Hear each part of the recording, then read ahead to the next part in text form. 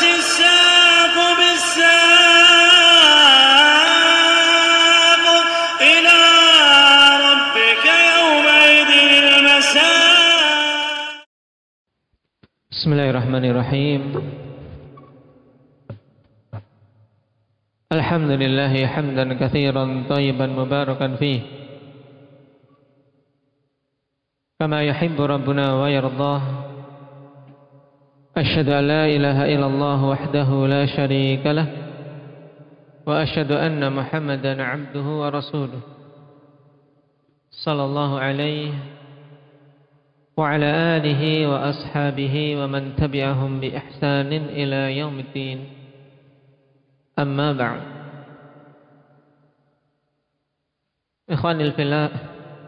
Ikhwani fillah rahimani wa rahimakumullah. Pertemuan yang lalu kita telah masuk pada muqaddimah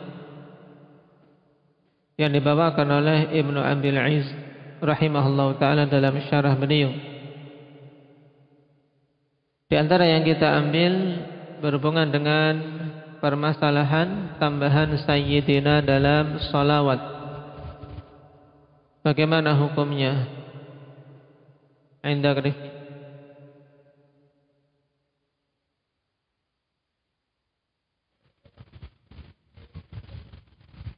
Apabila pada hal-hal yang membutuhkan dalil padanya, maka tidak diperbolehkan membaca tambahan sayyidina. Tapi pada salawat secara umum boleh atau tidak? Diperbolehkan.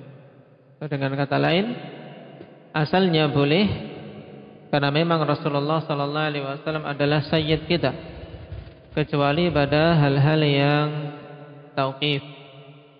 Naam, hal-hal yang butuh dalil dalam penambahannya seperti pada salawat ketika tasyahud. Dalil datang tanpa tambahan sayyidina, maka kita tidak menambahkannya.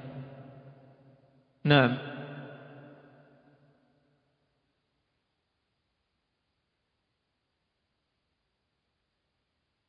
Apakah akal mampu mengetahui tentang sifat-sifat Allah Subhanahu wa taala?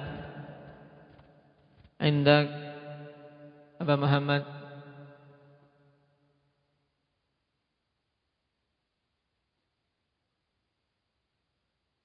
Jawabannya mampu atau tidak? Mampu? Tidak. Gimana tadi ya? Hah? Apakah akal mampu mengetahui tentang sifat-sifat Allah Subhanahu wa taala? Atau mengetahui hal-hal yang wajib diimani? Apa jawabannya? Indak Alif.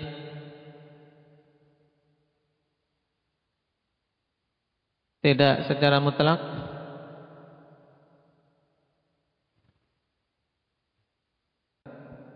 Nah, adapun secara global atau secara umum ikhwani fillah, maka akal mampu untuk mengetahui sifat-sifat Allah Subhanahu wa taala. Dalam artian yang namanya zat yang dia ibadahi, dia sembah, mesti apa? Memiliki sifat-sifat sempurna. Itu.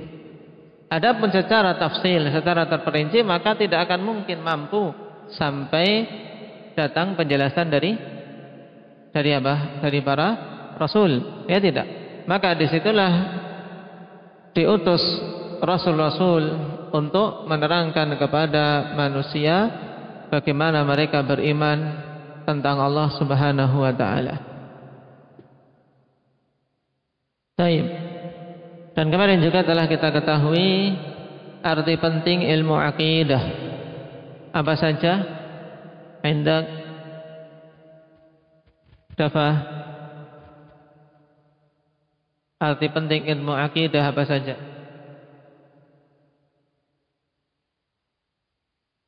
Bahwasanya ilmu itu termasuk ilmu pokok di dalam agama ini. Tayyib. Bahkan semulia-mulanya ilmu. Dikarenakan apa? Dikarenakan membahas tentang perkara yang paling mulia membahas tentang sifat-sifat Allah Subhanahu wa taala. Yang kedua, Nafi',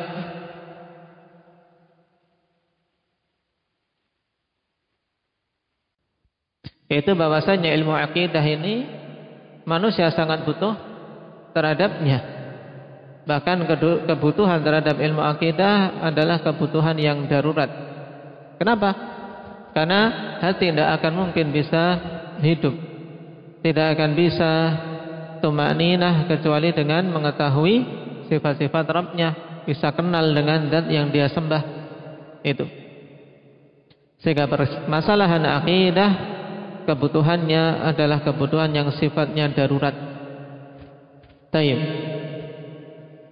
Sekarang kita masuk pada pembahasan berikutnya.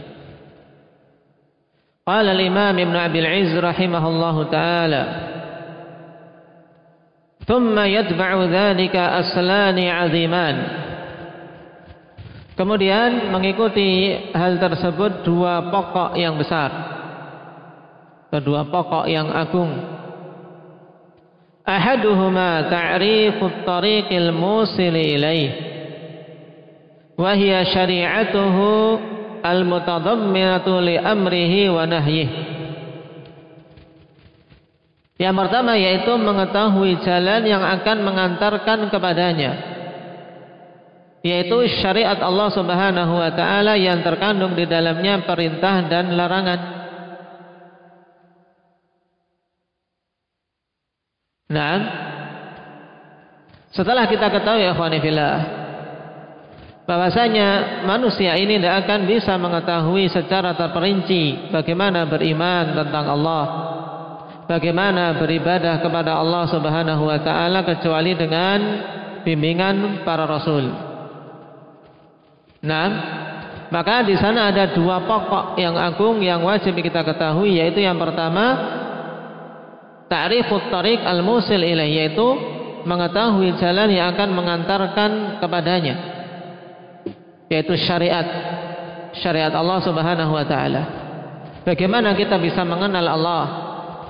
Yaitu dengan syariatnya yang terkandung di dalamnya perintah dan larangan.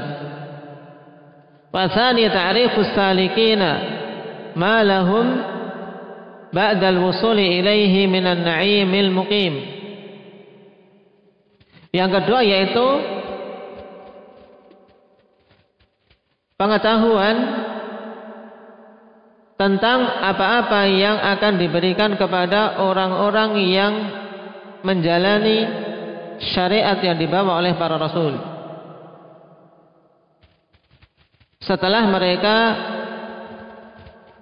mencapainya, yaitu setelah mereka melaksanakannya, mewujudkan apa yang diperintahkan dan dilarang, maka apa yang akan mereka dapat berupa kenikmatan yang abadi. Jadi kesimpulan dari dua perkara ini, ikhwan, dua pokok yang agung yang dikatakan oleh Ibnu Abil Izz rahimahullahu taala, yaitu yang pertama, yaitu kita butuh tahu bagaimana jalan untuk bisa mengantarkan kepada apa? Kepada ma'rifatullah, kepada peribadatan kepada Allah yang sebenarnya. Ya tentunya dengan mengetahui syariat Allah Subhanahu wa taala, mempelajari syariat Allah. Yang syariat Allah ya terkandung di dalamnya perintah dan larangan. Nah, kemudian yang kedua, kita butuh mengetahui apa yang dijanjikan oleh Allah Subhanahu wa taala kepada orang-orang yang menjalani syariat tersebut. Itu intinya. Yang dijanjikan oleh Allah kalau seorang istiqamah menjalani syariat Allah, ya akan mendapatkan kenikmatan yang abadi. Ini butuh untuk kita tahu. Kenapa? Karena seorang ikhwanifillah ketika berjalan di atas jalan para rasul, dia mengusahakan dengan sekuat tenaga dengan berbagai macam ujian, di antara pendorong untuk bisa bisa istiqomah, ya tahu balasan yang telah dijanjikan. Itu maksudnya. Qala fa'arafun nasi billahi azza wa jal atba'uhum lit-tariqil musil ilaih. وعرفهم بحال السالكين عند القدوم عليه ولهذا سمى الله ما أنزله على رسوله روحا لتوقف الحياة الحقيقية عليه. Maka orang yang paling tahu tentang Allah Subhanahu wa taala yaitu yang paling mengikuti jalan yang akan mengantarkan kepadanya. Atba'uhum, ini khabar dari A'raf. Jadi manusia yang paling tahu tentang Allah, manusia yang paling dekat, yang paling mengenal Allah, yaitu apa? Yang paling kuat dalam ittiba'. Di sini ya khonifillah secara jelas bantahan terhadap orang-orang sufiyah yang mengatakan mereka itu orang-orang yang dekat dengan Allah tapi tidak mengikuti syariat. Ini jelas batil, ya. Kalau dia betul-betul paham, betul-betul kenal Allah Subhanahu wa taala, maka dia tentunya akan semakin kuat dalam apa? Dalam ittiba', dalam mengikuti jalan yang akan mengantarkan kepada ma'rifatullah.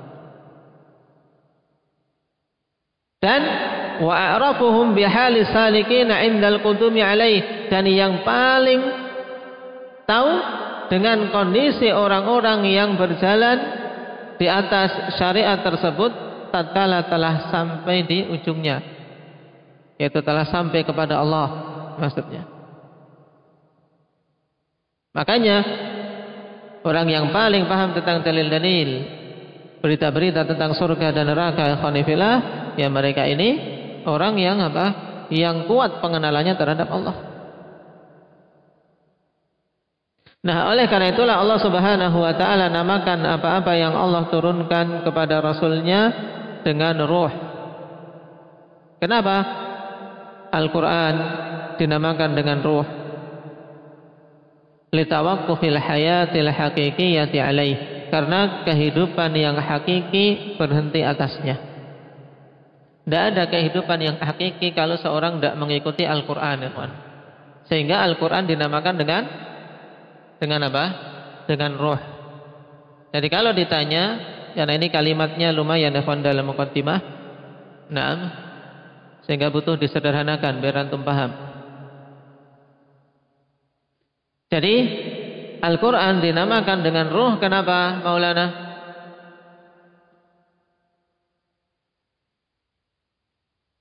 Nah, litawaqqufil hayatil haqiqiyyati alaih, karena kehidupan yang hakiki itu berhenti atasnya. Dalam artian apa? Tidak akan mungkin seorang bisa hidup dengan hakiki kehidupan yang sebenarnya kalau tidak mengikuti Al-Quran. Wa nuran, dan dinamakan dengan nur. Al-Quran dinamakan dengan nur, kenapa? Litawaqqufil hidayati alaih, dikarenakan hidayah itu berhenti atasnya. Dalam artian tidak akan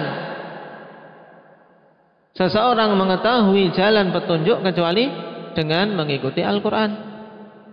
Dan nur, ikhwanifillah, nur cahaya.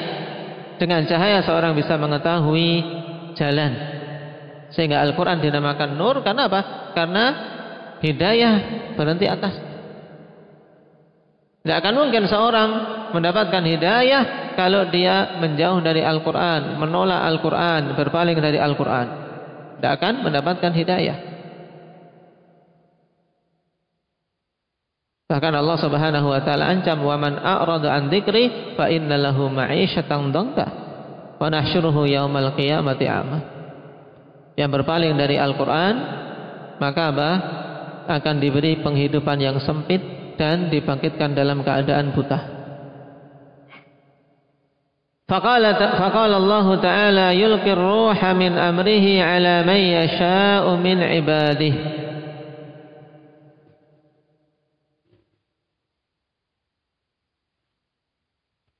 Yulqir ruha, nah, yaitu apa? Allah turunkan ar-ruh. Ar-ruh di sini al-wahyi.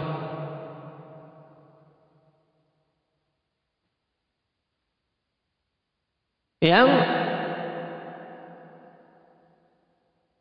wahyu tersebut diturunkan melalui malaikat Jibril. dengan perintah Allah Subhanahu wa taala, ala man yasha'u min ibadihi, atas siapa saja yang Dia kehendaki dari hamba-hambanya. Wa qala ta'ala, wa kadzalika auhayna ilaika ruham min amrina ma kunta tadri mal kitabu walal iman walakin ja'alnahu nuran nahdi bihi man nasha'u min ibadina wa innaka latahdi ila siratim mustaqim. Dalam ayat ini sangat jelas ya ikhwan. Dalam surat Asy-Syura, demikianlah kami wahyukan kepadamu wahai Nabi ruhan, yaitu Al-Qur'an. Dinamakan ruh karena kehidupan yang hakiki tidak akan tercapai kecuali dengannya. Ruhan min amrina, yaitu Al-Qur'an, wahyu ya, min amrina, dari perkara kami. Dari apa? Dari kalamullah azza wa jal, yang sebelumnya engkau tidak mengetahui apa itu Alkitab dan apa itu iman.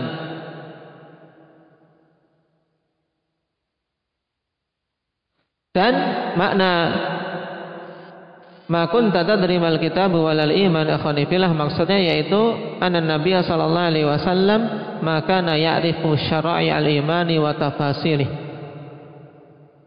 Maksudnya bahwasanya dulunya memang Rasul sallallahu alaihi wasallam tidak mengetahui syariat tentang iman dan perinciannya.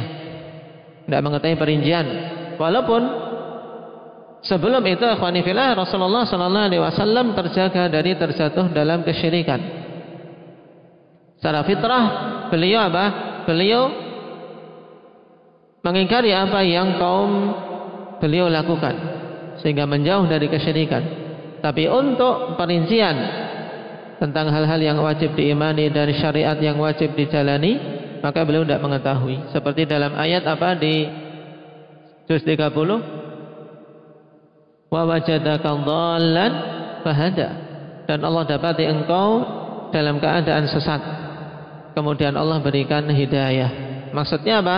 Dhallan di sini yaitu Rasulullah sallallahu alaihi wasallam saat itu tidak mengetahui perincian tentang masalah-masalah iman dan tentang syariat Islam. Walakin ja'alnahu nuran nahdi bihi man nasha'u min ibadina, akan tetapi kami jadikan Al-Quran itu sebagai nur, sebagai cahaya. Dinamakan nur kenapa? Karena merupakan sumber hidayah. Hidayah berhenti padanya. Yang kami akan berikan hidayah dengannya siapa saja yang kami kehendaki dari hamba-hamba kami. Wa innaka latahdi ila siratim mustaqim, dan sungguhnya engkau wahai Nabi akan memberikan petunjuk kepada jalan yang lurus. Latahdi di sini engkau akan memberikan hidayah, maksudnya memberikan hidayah yang berupa keterangan dan penjelasan. Adapun hidayatut taufik, maka Nabi sallallahu alaihi wasallam dan siapapun dari kalangan makhluk tidak akan mungkin mampu memberikannya. Karena hidayah ada dua, hidayah al-irsyad wal bayan yang dimaksud dalam ayat ini, yaitu berupa bimbingan dan keterangan. Sedangkan hidayah yang kedua, hidayatut taufik, maka ini hanya khusus Allah Subhanahu wa taala saja yang mampu memberikannya, sebagaimana ditunjukkan dalam ayat innaka la tahdi man ahbabta walakinnallaha yahdi man yasha. Sungguhnya engkau wahai Nabi tidak akan mampu memberikan hidayah kepada orang yang engkau cintai, akan tapi Allah lah yang akan memberikan hidayah kepada siapa saja yang Dia kehendaki. Siratil ladzi lahu ma fis samawati wa ma fil ardh, ala ila Allahi tasirul umur, yaitu jalan Allah Subhanahu wa taala yang miliknya lah apa saja yang ada di langit-langit dan apa saja yang di bumi. Ketahuilah hanya kepada Allah Subhanahu wa taala semata perkara-perkara itu kembali. Wala ruha illa fima jaa bihi rasul wala nura illa fil istidhaati bih. Dan tidak ada ruh kecuali pada perkara yang Rasul datang dengannya, yaitu tidak ada kehidupan yang hakiki kecuali pada hal-hal yang Nabi sallallahu alaihi wasallam datang dengannya. Sebagaimana pula wala nura illa fil istidha'ati bih. Tidak pula ada cahaya kecuali pada apa? Pada pencarian cahaya dengannya, yaitu mencari cahaya dengan apa yang dibawa oleh Rasul sallallahu alaihi wasallam. Ingin cahaya, ya mencari dari apa yang dibawa oleh Rasulullah sallallahu alaihi wasallam. Ini dinamakan ruh dan dinamakan nur.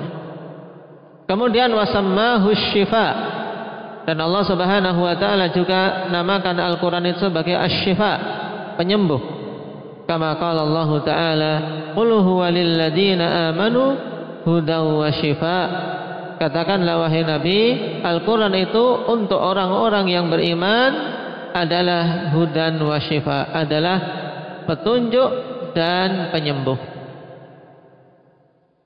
Dan pada ayat ini akhwani fillah ada hal yang sangat penting untuk kita perhatikan. Allah katakan qul huwa lil ladzina amanu, ya. Al-Qur'an itu bagi orang-orang yang beriman. Sebagai apa? Sebagai petunjuk dan penyembuh. Berarti ya kawan, ketika kita mendapati Al-Quran, kok kita tidak mendapatinya sebagai sebab kesembuhan?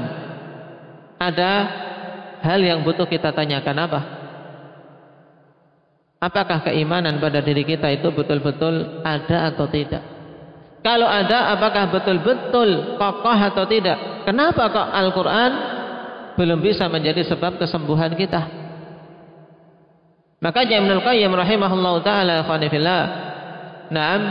terangkan dengan keterangan yang sangat bagus. Baik itu dalam Al-Wabilus Sayyib maupun dalam kitab-kitab beliau yang lain. Tentang apa? Tentang istishfa bil Quran, yaitu mencari kesembuhan menggunakan apa? Menggunakan Al-Quran.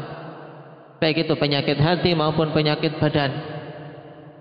Karena Allah Subhanahu wa taala jadikan Al-Quran sebagai penyembuh bagi orang yang beriman. Berarti kalau seseorang kok tidak mendapatkan kesembuhan dengan Al-Quran, maka apa?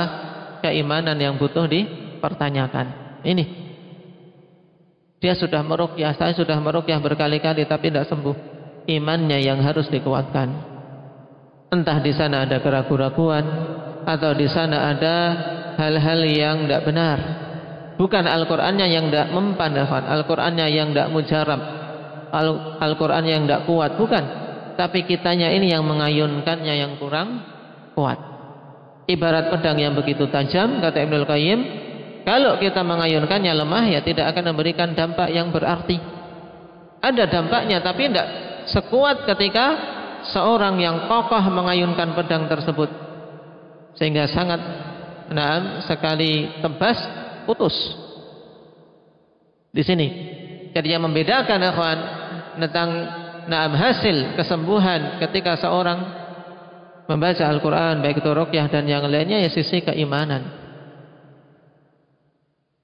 Fahuwa wa in kana hudan wa shifaan wa mutlaqa, lakin lamma kana al-muntafi'u bidzalika humul mu'minun khussu bidzikri. Fahuwa Al-Quran ini ya kawan, wa in kana hudan wa shifaan mutlaqa, walaupun dia itu adalah hidayah dan penyembuh secara mutlak, lakin lamma kana al-muntafi'u bidzalika humul mu'minun khussu bidzikri, akan tapi tatkala orang yang mengambil kemanfaatan dengan Al-Quran tersebut, mencari hidayah, mencari kesembuhan dengannya, adalah orang-orang yang beriman, maka dikhususkan dengan disebutkan di sini huwa lil ladzina amanu. Padahal apa? Ya kalau orang-orang mau mencari kesembuhan, mencari hidayah, orang kafir misalnya, asalnya orang kafir, membaca-baca Al-Quran, terbuka hatinya juga sebagai sumber hidayah. Tapi tatkala yang paling banyak mengambil kemanfaatan dari Al-Quran adalah orang-orang yang beriman, maka disebutkan di sini secara khusus. Paham maksudnya? Naam. Wallahu ta'ala arsala rasulahu bil huda wa dinil haq fala huda illa fima ja'a bih. Dan Allah Subhanahu wa ta'ala mengutus rasulnya dengan al-huda, dengan hidayah. Dan hidayah itu adalah apa? Ilmu yang bermanfaat. Wa dinil haq, dan agama yang hak yang berupa apa? Amalan saleh. Maka tidak ada hidayah kecuali pada apa-apa yang Rasul tersebut datang dengannya. Sebagaimana dalam ayat, bagaimana bunyinya Umar?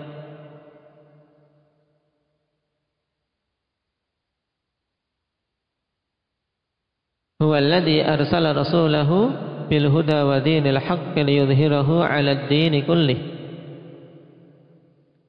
Qala wa la raiba annahu yajibu 'ala kulli ahadin ayyu'mina bima ja'a bihi ar-rasulu imanan 'aman mujmala. Dan tidak ada keraguan bahwasanya wajib atas setiap orang untuk beriman dengan apa-apa yang Rasul datang dengannya, imanan 'aman mujmala, dengan keimanan secara umum dan global. Ini wajib, tidak syak, ikhwan. Tidak ada keraguan, wajib beriman dengan apa-apa yang Rasul datang dengannya secara apa?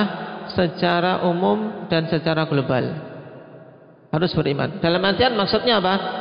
Ya, dalam diri kita harus terpati. Pokoknya semua yang Rasul sallallahu alaihi wasallam datang dengannya wajib kita imani, itu adalah hak. Paham? Tidak ada kebatilan sedikit pun. Ini maksudnya iman secara global terhadap apa-apa yang Rasul datang dengannya. Wala raiba anna ma'rifata ma ja'a bihi ar-rasulu 'ala tafsiri fardun 'ala al-kifayah. Kalau tadi jelas itu fardu ain atas setiap orang.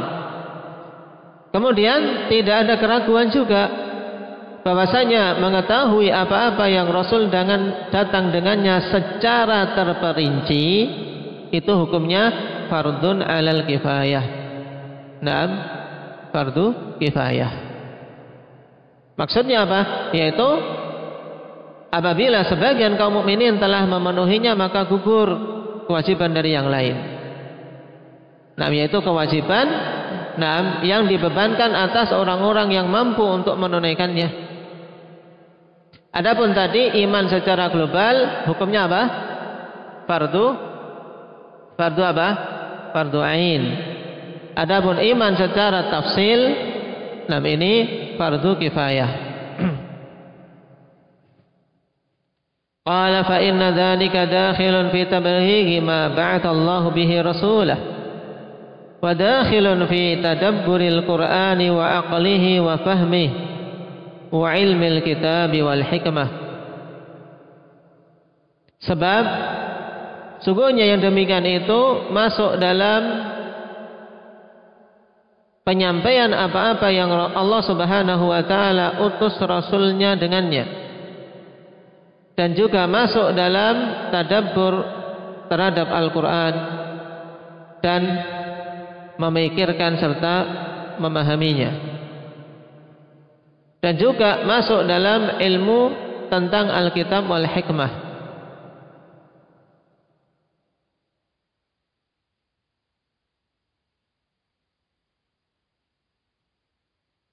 Dan al-hikmah yang dimaksud ikhwan fillah itu as-sunnah, sebagaimana ditegaskan oleh Qatadah rahimahullahu taala. Innal hikmah hiya sunnah, kata Qatadah rahimahullah. Wa hifdz dzikr, dan penjagaan terhadap az-zikr yaitu Al-Qur'an. Wa du'ai ilal khair, dan berdoa mendakwahkan kepada kebaikan. Doa di sini yaitu dakwah. Ad-du'a ilal khair, menyeru kepada kebaikan, wal amri bil ma'ruf wan nahyi 'anil munkar, wad du'a ila sabilir rabbi bil hikmati wal mau'izatil hasanah, dan menyeru kepada jalan Allah Subhanahu wa taala dengan hikmah dan mau'izah hasanah, wal mujadalati billati hiya ahsan, dan mendebat dengan cara yang paling bagusnya. Wa nahwi dzalika mimma aujabahu Allahu 'alal mu'minin fahuwa wajibun 'alal kifayati minhum.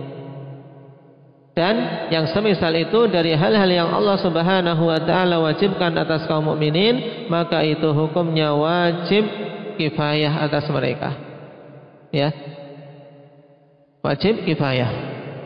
Di sini dibedakan afanifillah tentang hal-hal yang fardu ain berhubungan dengan perkara iman.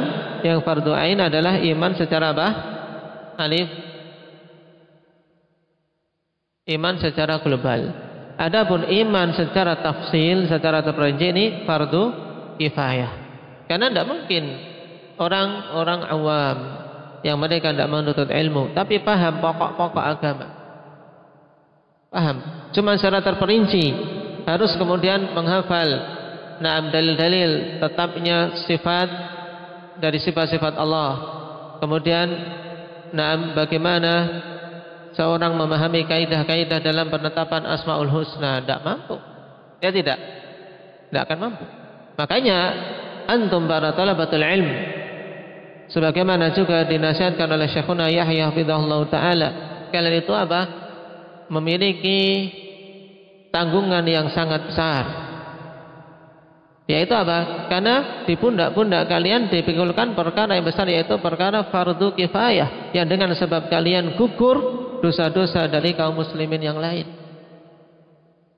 Dengan mempelajari agama Allah ini, akhwat, berarti dengan sebab itu gugur dosa-dosa dari saudara-saudara kita kaum muslimin yang tidak mempelajarinya. Makanya keutamanya sangat besar. Keutamanya sangat besar.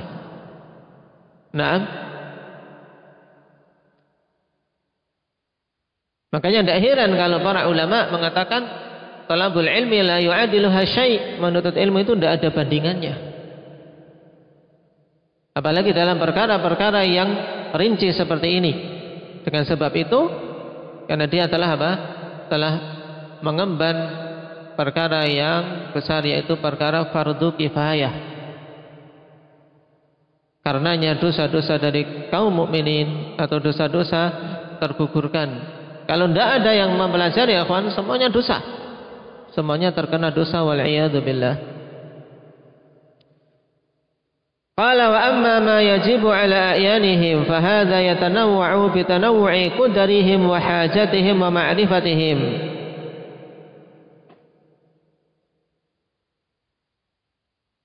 Wa ma umira bihi a'yanuhum wa la yajibu ala al-'ajizi an sama'i ba'dil ilmi aw an fahmin aw an fahmi daqiqihi ma yajibu 'ala al-qadiri 'ala dzalik.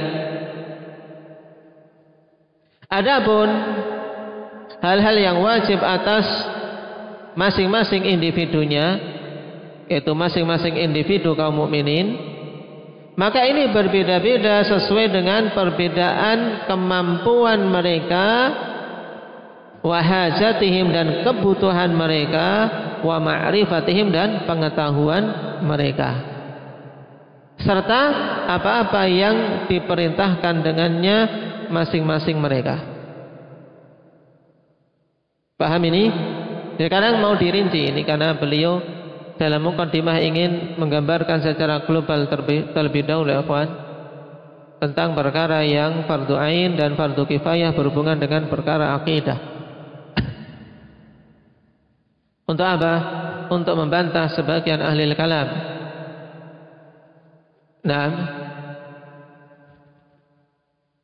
Karena mereka mengatakan bahwasanya yang paling pertama kali dalam masalah ini adalah an-nazar, yaitu harus sebelum beriman, ikhwanifillah, diwajibkan bagi mereka untuk apa? Untuk memperhatikan dulu, mencari dalil tentang adanya Allah, mencari dalil bahwasanya Allah itu zat yang berhak untuk disembah. Sehingga apa?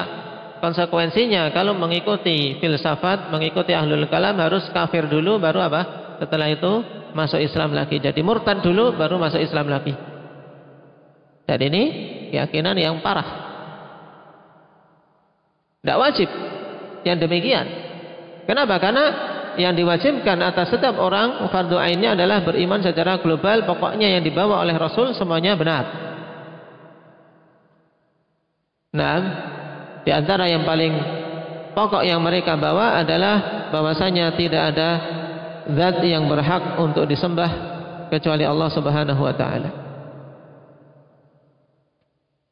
Dan fardu ain ini ikhwan, yang membeda-bedakan apa sekarang?